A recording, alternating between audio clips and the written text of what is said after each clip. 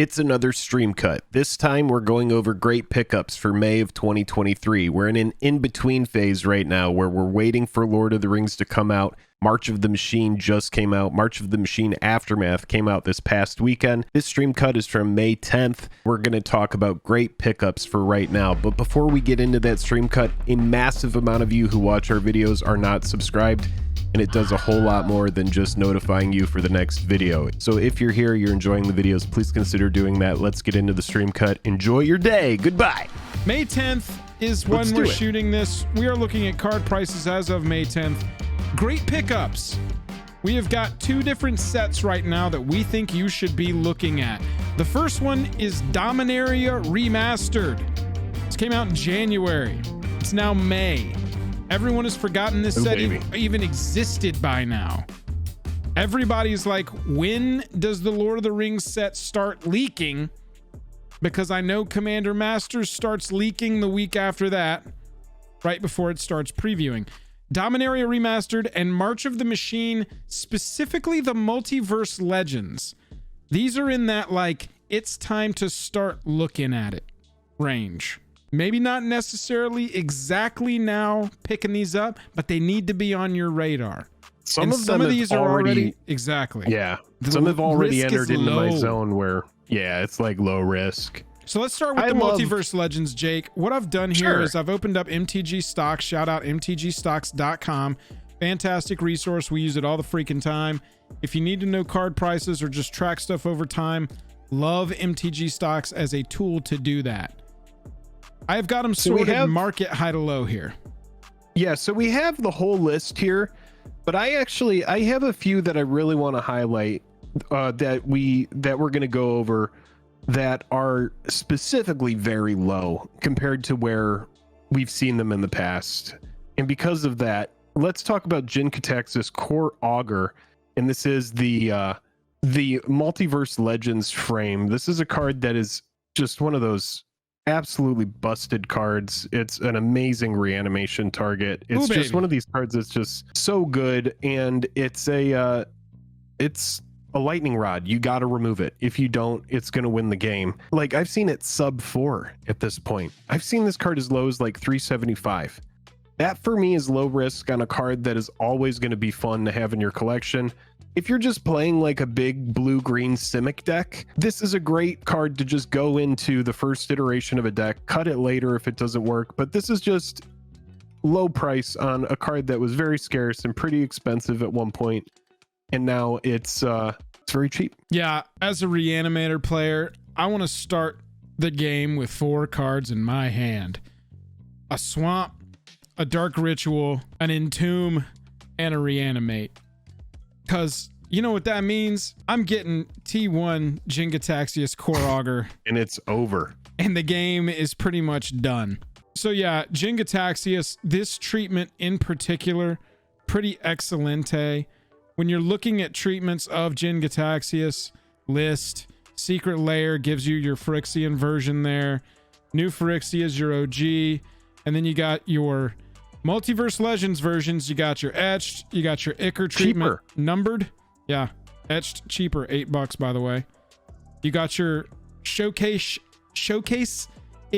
frame here. They're just called the Multiversal Legends, and they gave them the treatment from their home plane. But I mean, to me, that's a pretty iconic version now of Jin-Gitaxias, is that Ichor treatment. And then you got the iconic masters with the same art. So pretty crazy that the MUL treatment is cheaper than a lot of the other ones, despite being a variant. So that kind of tells you like the direction we're heading is people don't really care about that as much. They do with some cards, but it's really about whatever's cheapest. And a lot of the times whatever's cheapest is whatever's newest, whatever is the newest thing that's come out. That's right. Under 5 for a bomb creature. Great treatment too. Now let's talk about a card that you can play in EDH, but it's also a card that is a 4 of Kroxa, Titan of Death's Hunger. This is another one that I want to highlight because this was a card that got, geez, I feel like this was around 30 at one point, but since it has been reprinted, we have a big adjustment in price. Yeah, you could see when this card was being played in standard, this card was just nutty. A lot of decks were playing it.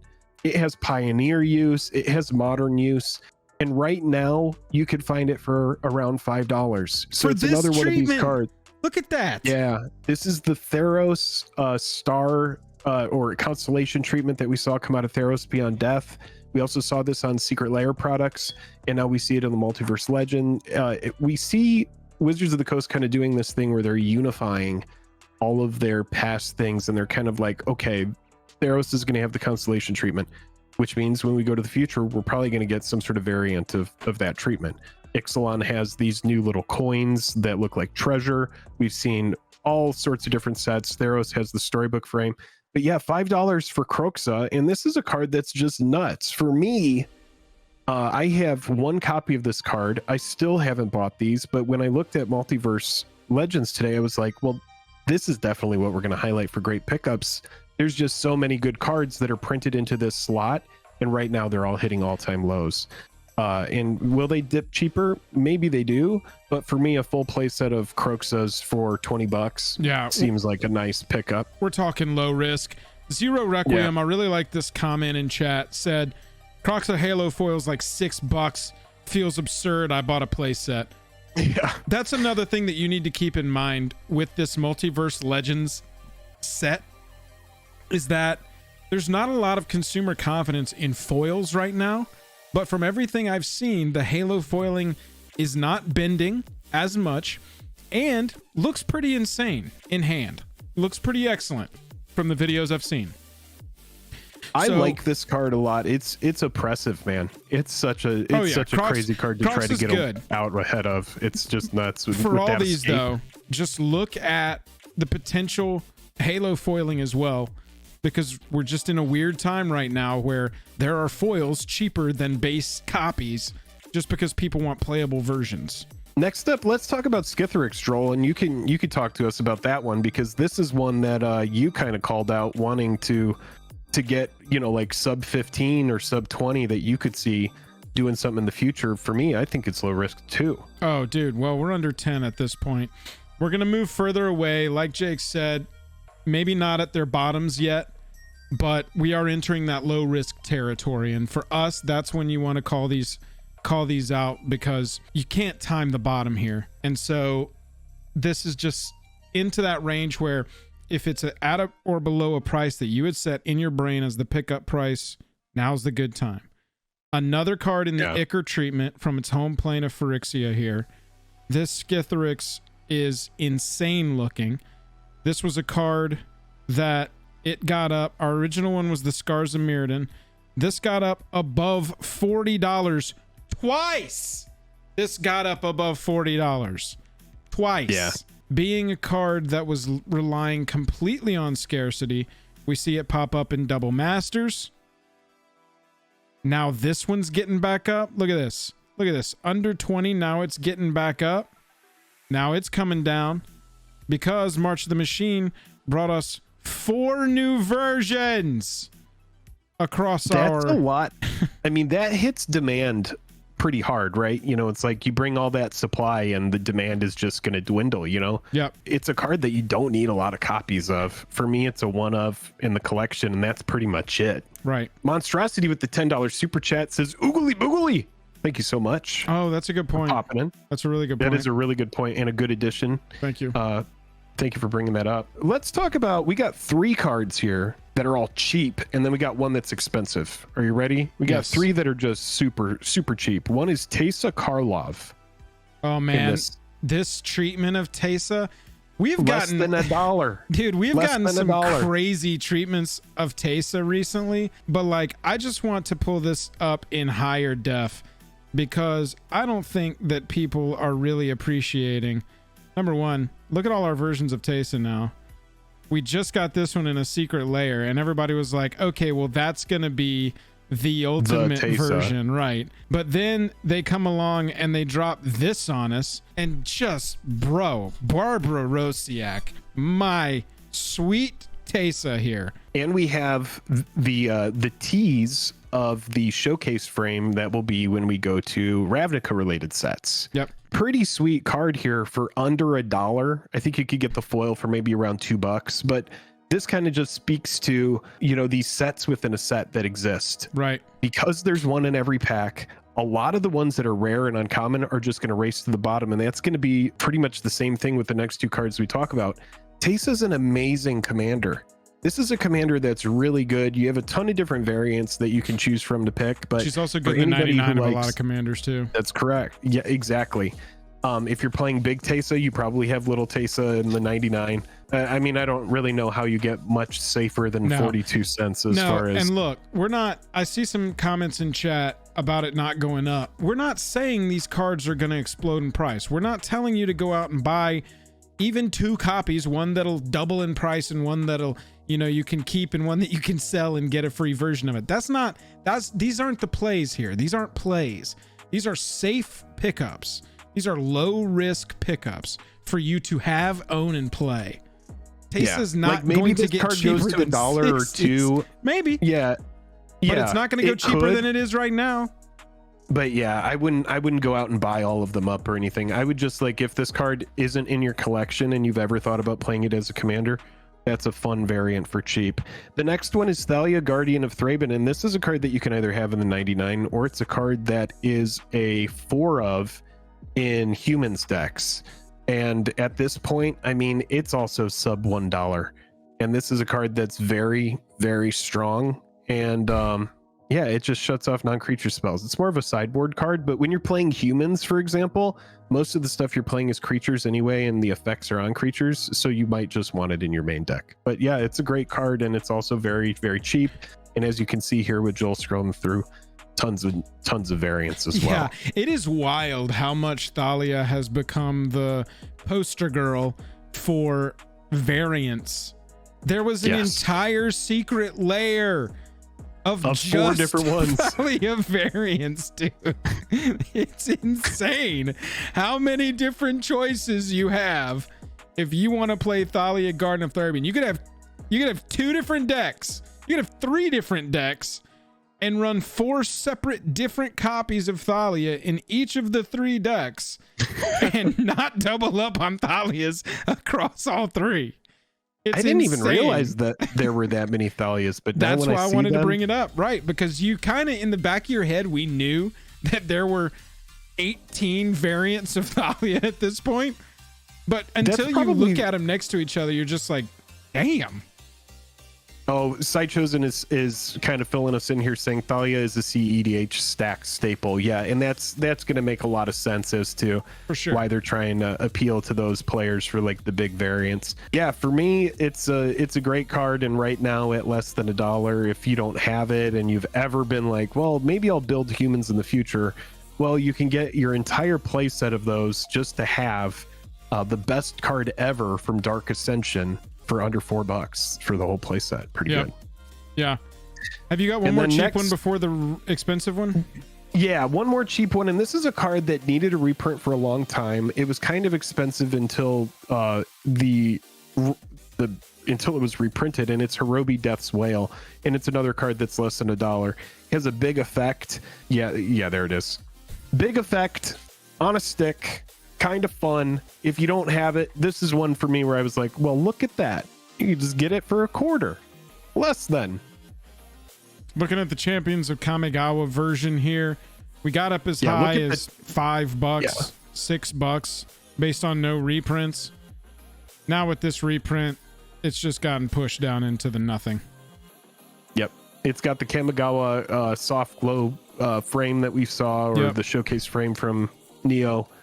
But yeah, pretty cheap card. And then the other one that we should talk about before you talk about the expensive one, I want to just call out something that's caught my attention with this group of cards. Sure. And that is all of the companions. You can get each of the companions in these special Ikoria treatments for very cheap right now. And these treatments to me are the treatment for these companions. Just how beautiful they are. I mean, look at this Obosh. You're kidding me with this Obosh. All of these, I feel like you can get every single companion for under $6-7 shipped. I mean, Lurrus is the most playable out of any of them. 50 cents. So yeah, I it's think almost that, like just like a shout out to this entire slot right now is like, keep these in mind because a lot of them are very, very inexpensive. And yeah, it's this set within a set where you have one that's guaranteed per pack, and that was in set, draft, and collector boosters. You know that most of them are going to race to the bottom. But 37. Wizards of the Coast, I mean, they have done their due diligence and they've made sure that there's some good ones in there. You've got good cards right now that are extremely cheap. And one of them we highlighted early on when this set was starting to spoil. And I actually said that I would love if it got less than 50. And I can't believe that it has, and it may go lower, but Ragavan. Now, Ragavan, this is still at a point where I would say there's risk involved, because when you're buying a card for $50, even when it's already gone through a huge adjustment in price, will they continue to get soaked up? They probably will. But the question is, how often is Wizards of the Coast going to reprint Ragavan? If you look at Ragavan's price before Multiverse Legends, it was like, $75, $80 card. It was well over 50, chat. It was well over 50. When we were originally calling out this card and saying hopefully it gets to 40s, it was when it was trending around like, God, the $80 to $100 range. Yeah, back in August, October, we're living between 70s for market price.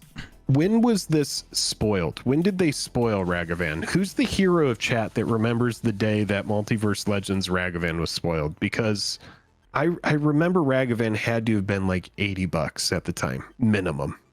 It's gone through a pretty big adjustment from that Multiverse Legends. Yeah, for sure. Printing. The price here is strange to me. Being cheaper than the OG almost.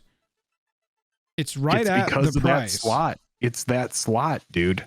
That slot doesn't offer a premium unless you're getting something in Halo foil or etched or whatever. Like this for me. Yeah, look at the buy list on it. It's at 30s. Like look at that price. Looks like it got previewed mid-February.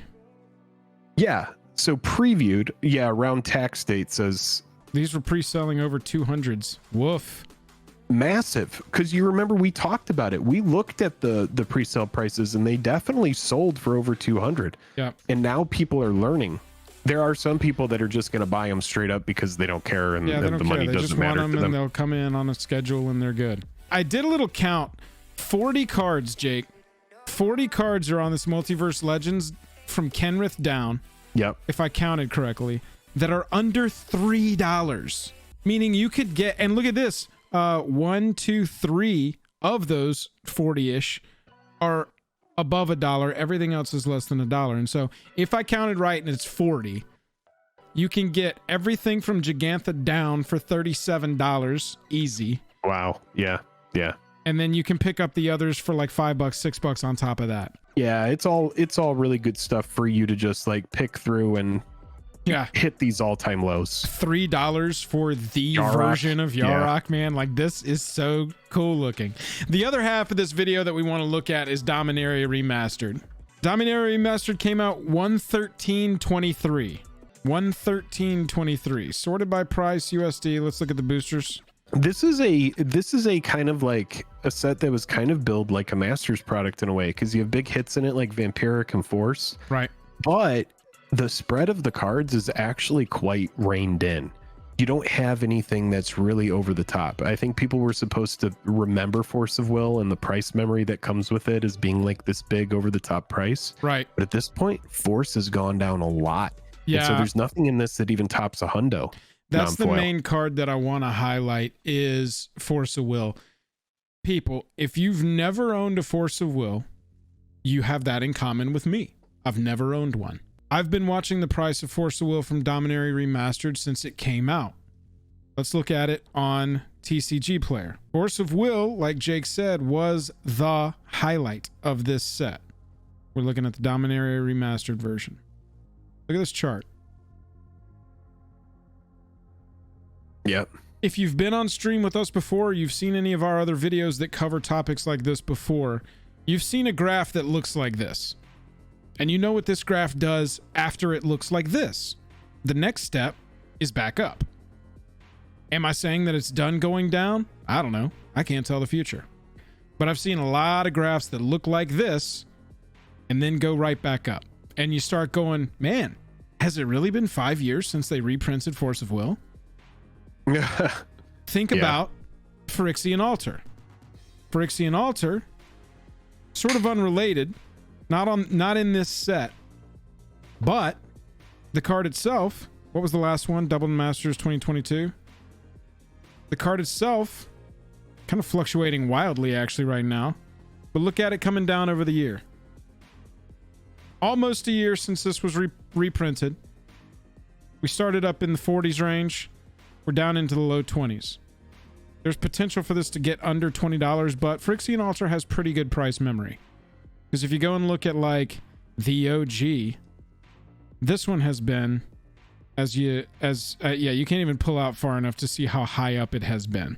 I remember a time where I opened a Force of Will foil from Double Masters, not 2022, but original Double Masters. Yeah.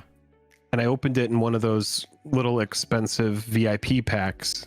And I freaked out when I opened it because I had remembered that Force of Will and that art from Eternal Masters was like a $500 card. Right. That card now is $94 in foil. Like one sold on May 9th for a fifth of that original price. I see Force of Will from Dominaria Remastered sold for $72 foil. This is the updated art.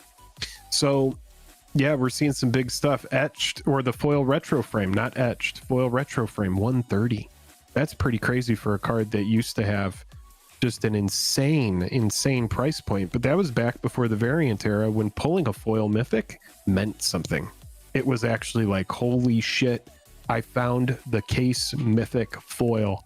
Kind of like what we do on a mono quest. But Liquor, the prices have never been lower. Force of Will is getting into a pickup range if you've been thinking about it. If you've got $64 and you're ready to go, I think there's a pretty safe trigger pull right now, if I'm being completely honest. Will it break 60? That seems like a pretty good number for it to bounce off of, just based on price memory alone. I think it's going to be tough for it to break down below 60, but we'll see. It would be mind-blowing to me if they reprinted Force of Will in 2 different sets in the same year. I think that would be a huge mistake. I don't think that they're going to do that. They've never done anything like that to my memory. And yeah, so, they pretty much save it. That'd be like Mana Crypt popping up twice in a year. It's just not gonna happen.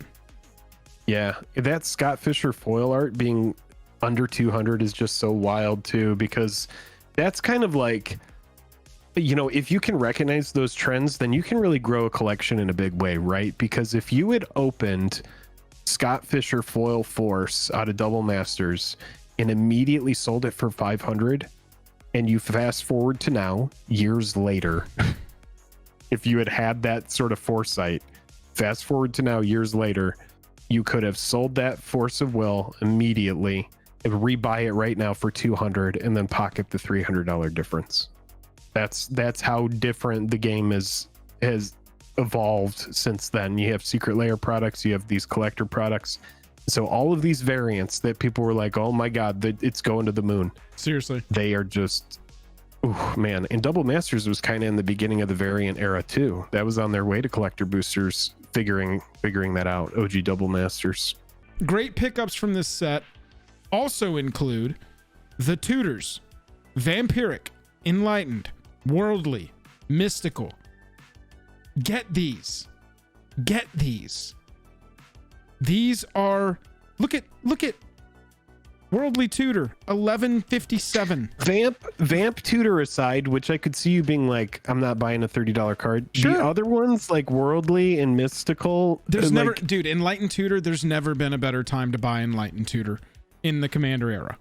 That art is actually really expensive in foil in the old EMA frame, but in here it's much cheaper. Yeah, for me, Worldly, also Exploration I like. Yeah, but the tutors do stand out. I mean, Mystical needed one for a long time. It's a little bit more niche. I would say that Worldly and Enlightened I see more often, but Yeah. Mystical as well. Really good. It's a really good time to pick those up. I'm also going to include Entomb on this list. Entomb is a reanimator tutor.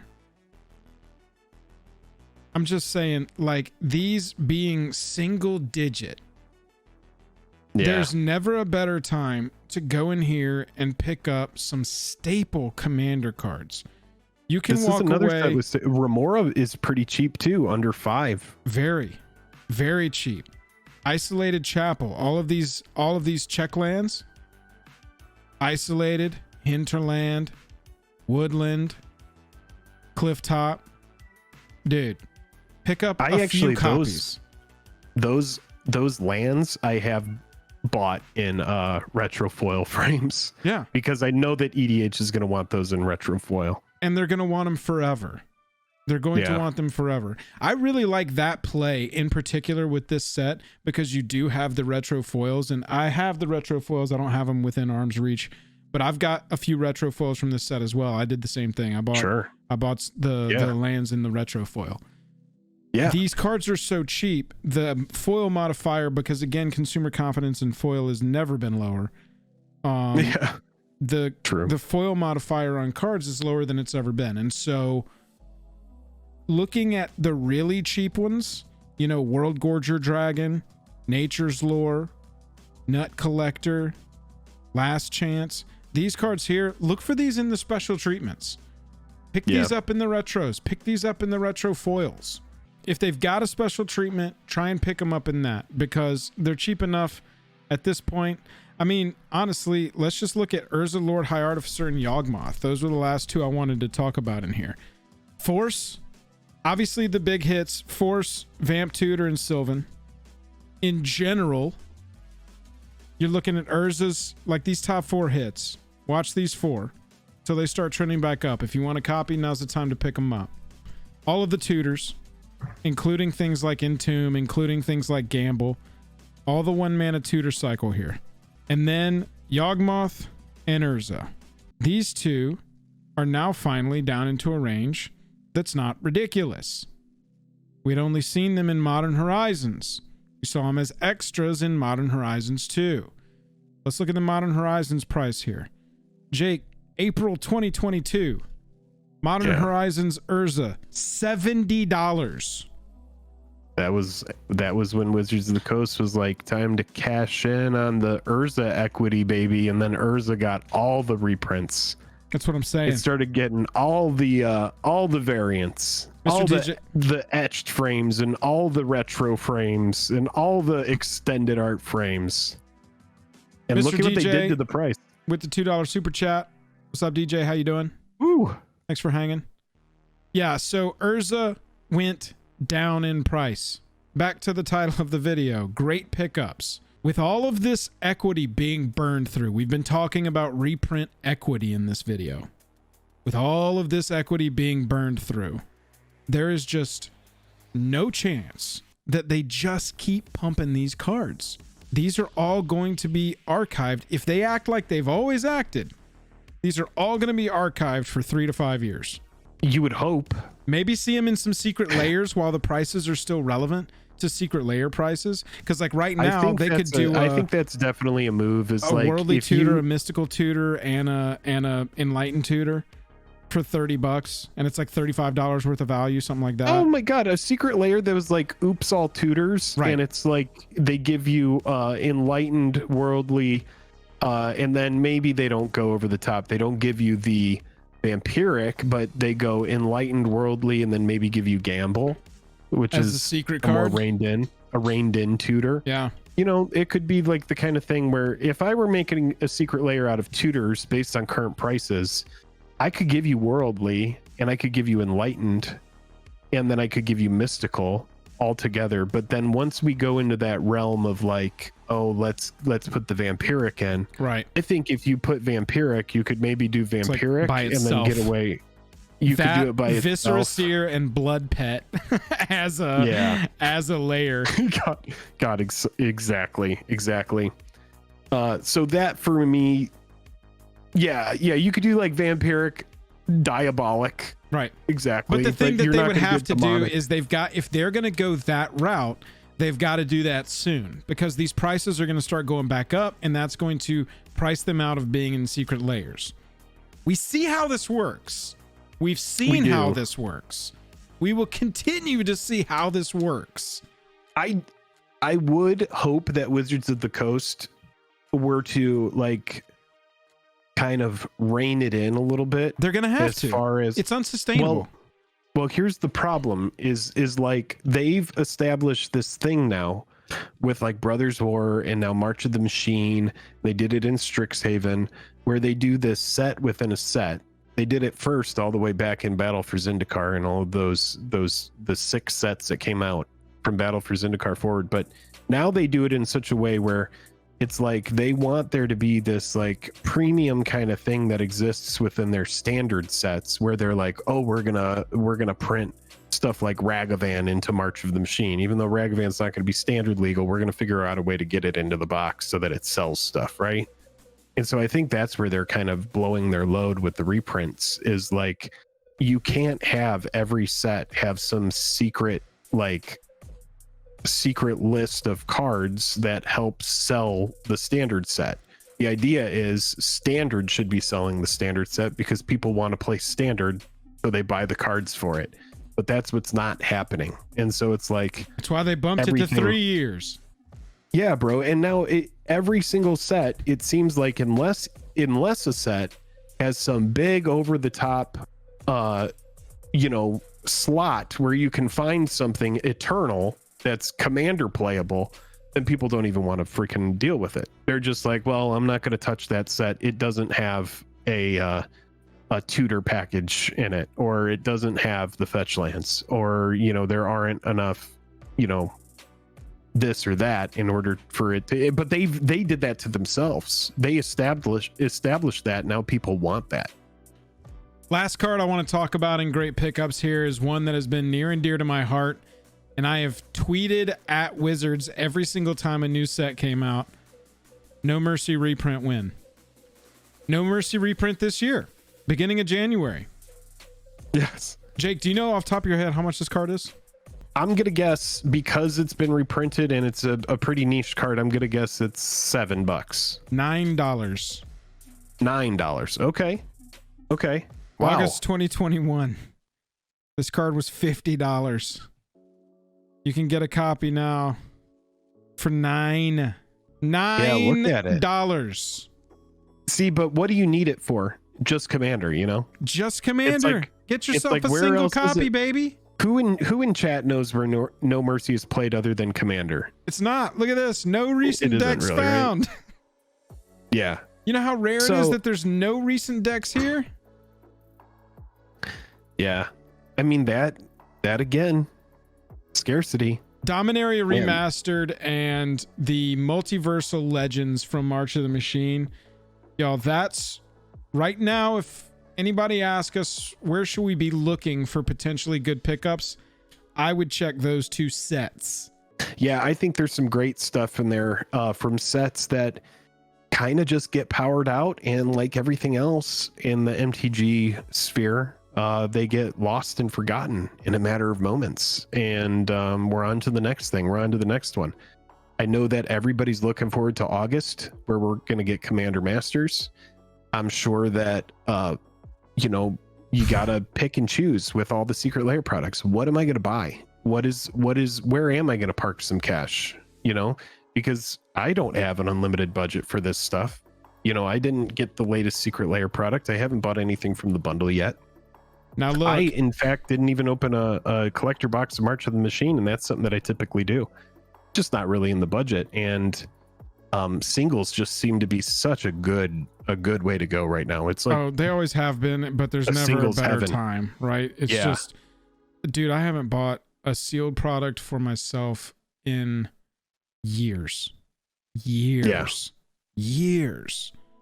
I just buy singles if I'm building a commander deck and I just want them at that time, or I fill up my binder with cards from sets that are 6 months old that nobody's talking about anymore.